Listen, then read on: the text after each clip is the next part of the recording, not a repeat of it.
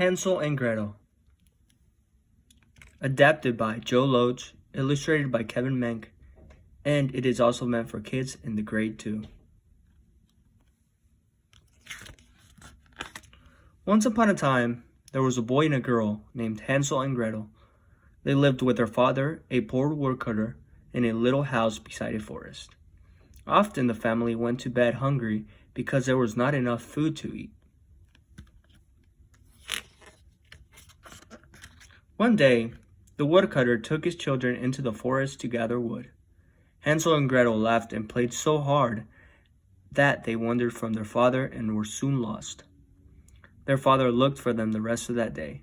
Fortunately, Hansel had many of his favorite pebbles with him, and they had fallen to the ground one by one from the holes in his pockets. The children followed the path of shiny pebbles by moonlight back to their home.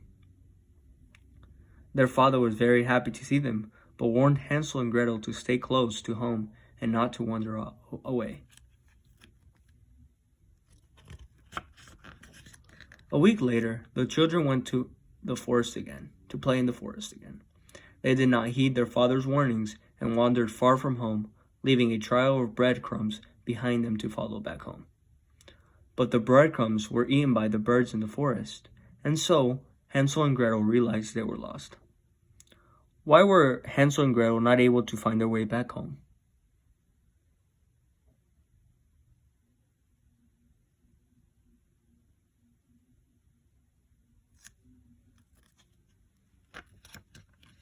The children became tired and very hungry as they roamed through the forest.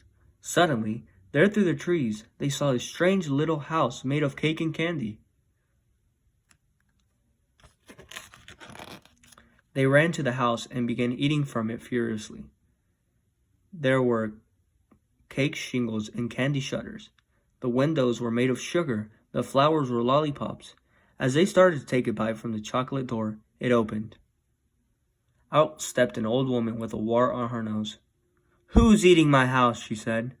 The children were startled at first, but the old lady seemed very kind. Why did Hansel and Gretel choose to go up to this suspicious house?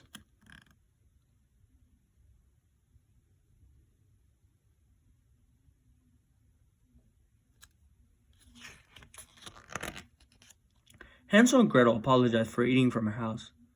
"We haven't eaten in such a long time," they said. The old lady took them in and fed them some good wholesome food.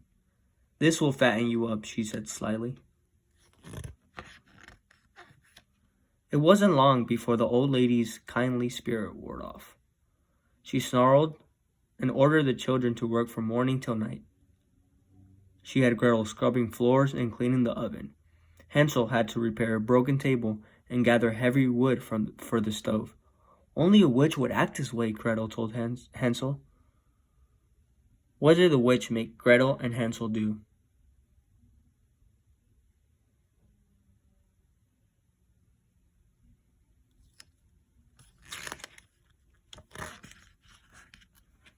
Still, the witch fed them well.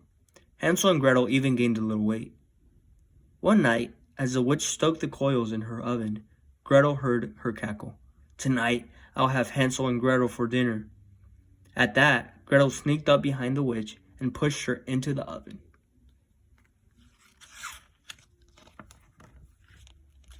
The witch was destroyed by the flames, and the oven became so hot that the house caught fire. As Hansel and Gretel ran to the door, they came across chests full of gems and coins of gold. They gathered as much as they could into 2 potato sacks, and then fled from the house. They ran until they could run no farther.